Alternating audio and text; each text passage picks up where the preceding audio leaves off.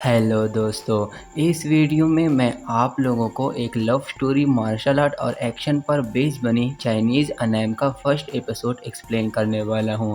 तो बिना देर के स्टार्ट करते हैं। एपिसोड के स्टार्टिंग में हम बर्फीले पहाड़ों को देखते हैं। उसके बाद सीन चेंज होता है और हम एक खूबसूरत लड़की को देखते हैं जो हमारे इस सीरीज़ की मेन हीरोइन है। इसका नाम है शीजू। शीजू अपनी बॉयफ्रेंड बाइशियाओ के साथ चीज़ गेम खेल रही होती है। ये दोनों एक गुफा में फंसे होते हैं और इनके निकलने का कोई रास्ता नहीं होता।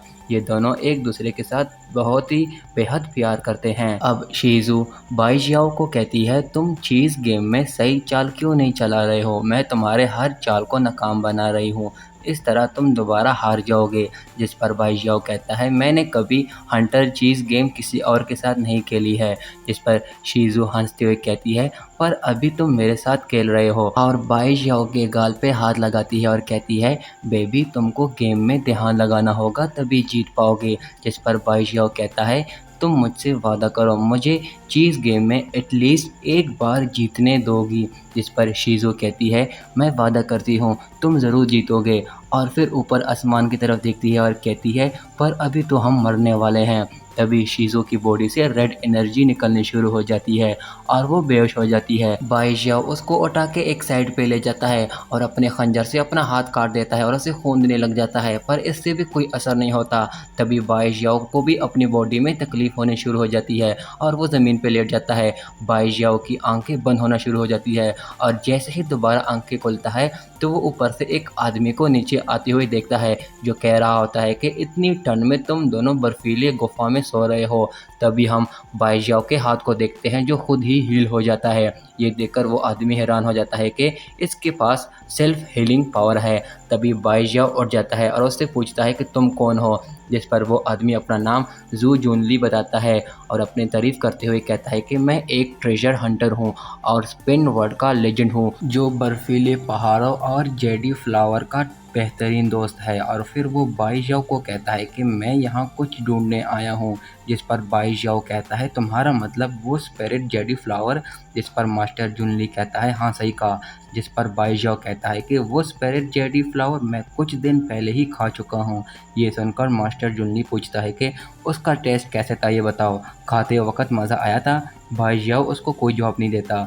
तभी मास्टर जुनली समझ जाता है कि झूठ बोल रहा है और अपना कंपास निकालता है और वो कंपास मिस शीजो की तरफ इशारा करती है। मास्टर जुनली उसको अपनी स्पिरिचुअल पावर से उसको हीलिंग देता है, जिससे मिस शीजो ठीक हो जाती है। मास्टर जुनली कहता है, बच्ची तुम पर एक कर्ज है। बाइजियाओ उससे पूछता है, तुम कैसे जानते हो कि मिस शीजो पे कोई कर्ज है और ये ऐसे कैसे ठीक होगा? जिस पर मास्टर जुनली बताता है कि हकीकत में ये कोई कर्ज नहीं है, ये एक ख़ास गिफ्ट है और ये इतनी आसानी से दूसरों को नहीं मिलता है।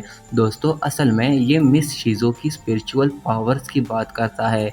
मास्टर जुनली उनको बताता है कि मिस शीजो अपने गांव में इन शक्तियों पर ना तो काबू पा सकती है और ना ही अच्छी तरह यूज़ कर सकती है। इसको समझने के लिए इसको 16 साल लगेंगे और इन 16 सालों में तुम्हारे साथ कोई ज़रूर पार्टनर होना चाहिए। जिस पर मिस शीजू कहती है कि मेरे साथ बाइजियाओ है। जिस पर मास्टर जुनली कहता है कि तुम्हारी शक्तियाँ उत्तर गिरोह में कल्टीवेट नहीं हो सकती। तुमको अच्छी कल्टीवेशन के लिए मिस शीजो को दक्षिण कॉन्टिनेंट जाना होगा। अगर 10 साल के अंदर अच्छी कल्टीवेशन कर ली तो क़यामत की उम्मीद रखना। पर उन दोनों को कुछ समझ नहीं आ रहा होता है कि ये क्या कह रहा है। तभी मास्टर जुनली अपनी स्पिरिट एनर्जी से आसमान पे शूट करता है, जिससे वहाँ के बादल मिट जाते हैं और वहाँ सूरज की रोशनी आ जाती है। मास्टर जुनली उनको कहता है कि ये पावर्स तो कुछ भी नहीं है, ये विंड एंड स्नो की बराबर भी नहीं है। और मिस शीजो की तरफ इशारा करता है और उसको कहता है कि अगर ये तुम होती तो तुम इससे भी अच्छा कर पाती।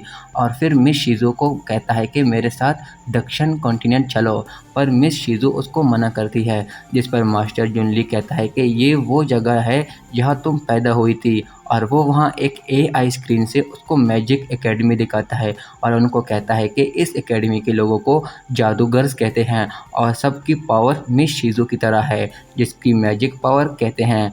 और मास्टर जुनली उस एकेडमी का चेयरमैन है और मिस शीजू को कहता है कि तुम मेरे साथ चलोगी, पर मिस शीजू दोबारा से उसको मना करती है। तभी बाइजियाओ उसको कहता है, ये एक अच्छा मौका है, तुमको इसके साथ जाना चाहिए। जिस पर मिस शिज़ू कहती है मैं तुम्हारे साथ जाना चाहती हूँ। जिस पर मास्टर जुनली उसको कहता है कि तुम्हारे पास वक्त नहीं है, तुम अपना मैजिक को ज़ाया कर लोगी। जिस पर मिस शिज़ू कहती है मैं प्रैक्टिस करके सीख लूँगी, पर मैं नहीं जा रही हूँ तुम्हारे साथ। जिस पर मास्टर जुनली कहता है तुम्हारा बॉयफ्रेंड बाईजाओ एक अच्छा और हैंडसम है, मैं वाकई में वो जेडी फ्लावर नहीं चाहता। और तभी वो चुपके से अपने फॉर्मेशन को एक्टिवेट करता है और उन दोनों पर शूट करता है, जिससे वो दोनों उस मैजिक फॉर्मेशन में फंस जाते हैं और कुछ कर नहीं पाते। मास्टर जुनली उनको कहता है कि तुम दोनों अब हमेशा के लिए अलग अलग रहोगे, और वो दोनों कहीं टेलीपोर्ट हो जाते हैं। और फिर सीन चेंज होता है और हम बाईजाओ को देखते हैं जो एक कमरे में सो रहा होता है। तभी वहाँ एक आदमी आता है और उसने फॉक्स की खाल पहनी होती है, इसका नाम लुनजियान है। और तभी बाईजाओ की आंखें खुल जाती है और ज़ोर से मिस शिज़ू का नाम लेता है, पर लुनजियान उसको ज़ोरदार थप्पड़ मारता है और खुद से कहता है आखिरकार इस बच्चे को अभी तक मिस शिज़ू का नाम याद क्यों है, और दोबारा से बाईजाओ को बेड पे लेटाता है। और फिर कुछ देर बाद बाईजाओ दोबारा से जाग जाता है और कहता है लगता है किसी ने मुझे ज़ोरदार थप्पड़ मारा है। जिस पर लुनजियान कहता है नहीं, तुमने खुद को थप्पड़ मारा होगा। तभी बाईजाओ दोबारा से मिस शिज़ुका पूछता है, जिस पर लुनजियान कहता है तुम किस लड़की की बात कर रहे हो, तुम तो अभी नींद से उठे हो। जिस पर बाईजाओ कहता है मिस शिज़ु मेरी प्रेमिका है जिससे मैं प्यार करता हूँ, चाहे तुम जितना मर्जी अनजान बनने की कोशिश कर ले, वो मेरी प्रेमिका है। और चिल्ला के कहता है बताओ मिस शिज़ु कहाँ है। तभी लुनजियान सोचता है कि इसको अभी तक मिस शिज़ु याद क्यों है, इसको तो मिस शिज़ु बोल जाना चाहिए था और मुझे मैजिक स्पेल से उसे दोबारा से बुलाना होगा। और जाते हुए बाईजाओ को कहता है तुमको एक पहाड़ी मास्टर यहाँ छोड़ के गया है।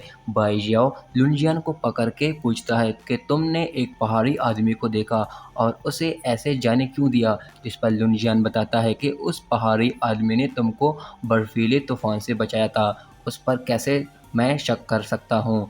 तभी वहाँ एक लड़की अंदर आ जाती है जो इसी लुनजियान की बेटी होती है, जिसका नाम है यूयेन। जिस पर यूयेन भी हैरान हो जाती है और उससे पूछती है तुमको अभी तक वो लड़की याद क्यों है, उस होनशैन के मास्टर ने तो कहा था कि इसको कुछ भी याद नहीं होगा, उसने झूठ बोला हमसे। और फिर बाईजाओ को पकड़ के कहती है तुम यहाँ से कहीं नहीं जा सकते हो क्योंकि मैं तुम्हारी मंगेतर हूँ। जिस पर बाईजाओ कहता है तुम मेरी मंगेतर कैसी हो गई। जिस पर यूयेन कहती है अगर तुम यहाँ से जाने का सोच रहे हो तो पता है इसका परिणाम क्या होगा। जिस पर बाईजाओ कहता है मुझे क्या पता। जिस पर यूयेन बताती है कि अगर चेयरमैन की इजाज़त के बगैर अगर तुम माउंटेन छोड़ने का सोचा भी, तुमको इस कबीले का गद्दार माना जाएगा। जिस पर बाईजाओ कहता है फिर मिस शिज़ु कैसे चली गई। जिस पर वो दोनों बहाना करते हुए उसको बताते हैं कि मिस शिज़ु दक्षिण कॉन्टिनेंट में पीस ऑफ मैसेंजर के तौर पर गई है ताकि हमारे और उन लोगों के बीच में अमन ला सके। जिस पर बाईजाओ कहता है फिर मैं भी जा सकता हूँ। जिस पर वो दोनों बताते हैं कि सिर्फ एक ही पीस ऑफ मैसेंजर ही जा सकता है और हमने मिस शिज़ु को इसके लिए चुना। जिस पर बाईजाओ गुस्सा हो जाता है और कहता है तुम मुझे बेवकूफ़ बना रहे हो। अब वो दोनों उसको शांत करने के लिए उसको बताते हैं कि तुम मैसेंजर ऑफ वॉर बन के दक्षिण कॉन्टिनेंट जाओगे और वहाँ के कबीले के लोगों को जंग के लिए तैयार करोगे। जिस पर यूयेन कहती है तुम दक्षिण साइड पे एज अ वार मैसेंजर राज करोगे और हमारे कबीले की पहचान बनोगे। जिस पर लुनजियान बाईजाओ को कहता है देखो एक कबीले की पहचान से बढ़कर और क्या हो सकता है। अब बाईजाओ उनकी बातों में आ जाता है और उन दोनों से पूछता है कि मुझे अब क्या करना चाहिए। जिस पर यूयेन बताती है कि सबसे पहले खुद को और अपने दुश्मनों को जानना होगा और बाईजाओ को अपने पास बुलाती है और कहती है इस तरह तुम एक अच्छा शिकारी बन जाओगे। और बाईजाओ का ध्यान भटकाती है और पीछे से अपने डैड से एक मैप पकड़ती है और फिर मैप खोल के बाईजाओ को कहती है तुम इस मैप से दक्षिण कॉन्टिनेंट के बारे में बहुत जल्दी जान जाओगे और साथ ही यहाँ सभी बुक्स पढ़ने होंगे। जिस पर बाईजाओ लुनजियान से पूछता है क्या तुम दक्षिण कॉन्टिनेंट में कुछ कैदियों को पकड़ने और उन पर जुल्म करने नहीं गए।